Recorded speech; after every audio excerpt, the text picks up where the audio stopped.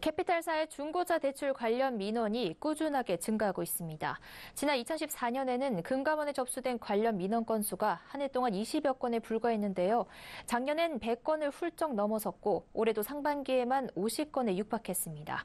금융감독원은 중고차 대출 시장의 잘못된 영업 관행이 소비자들의 피해를 키우고 있다고 보고 이를 바로잡기 위한 표준 약관 제정을 추진키로 했습니다. 정훈규 기자가 취재했습니다.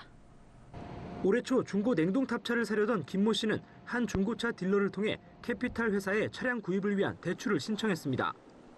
하지만 자동차 딜러는 김모 씨의 대출금을 가로채 잠적했습니다. 캐피탈사가 채무자의 계좌를 거치지 않고 관행적으로 대출금을 제휴점이나 딜러 계좌로 입금한 탓에 발생한 일입니다. 또 다른 중고차 딜러는 고객 인감증명서로 인감 도장을 만들어 450만 원에 불과한 중고차를 담보로 2,600만 원의 대출 계약을 맺었습니다. 또 딜러사가 소개한 캐피탈 회사 직원은 11%의 금리로 돈을 빌려주겠다고 했지만 실제 금리는 19.9%에 달한 경우도 있었습니다.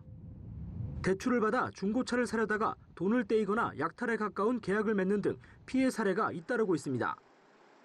고객 편의를 이유로 증빙서류 제출을 대행해 주겠다면서 소비자에게 인감증명서와 주민등본 등을 요구하는 것에 소비자들이 속는 겁니다. 중고차 대출 피해가 심각해지자 정부가 칼을 빼들었습니다. 금융감독원은 이처럼 혼탁한 중고차 대출 시장의 영업 관행을 바로잡기 위해 표준 약관 제정 추진에 나섰습니다. 우선 대출금은 채무자 본인 계좌로 입금하는 것을 원칙으로 하고 부득이하게 대출금을 제휴점 등에 곧장 입금할 경우 먼저 중고차 인수 확인부터 이루어져야 합니다. 대출 신청 때 중요 서류는 캐피탈 회사가 직접 받아야 하고 명의 도용 사건이 발생할 경우 모든 책임은 캐피탈 회사가 져야 합니다. 또 중고차 구매와 대출을 연결해주는 제휴점 직원의 이름과 연락처 등 신원 정보를 캐피탈 회사가 채무자에게 반드시 알리도록 할 계획입니다. 차량 가격보다 지나치게 많은 과잉 대출을 방지하기 위해 대출 한도 산정 방식도 약관에 명시됩니다. 금리 등 대출 조건을 제휴점이 허위로 안내하는 경우에는 고객이 대출 계약을 취소할 수 있게 됩니다. 계약 서류와 표준 약관을 받지 못한 경우도 마찬가지입니다.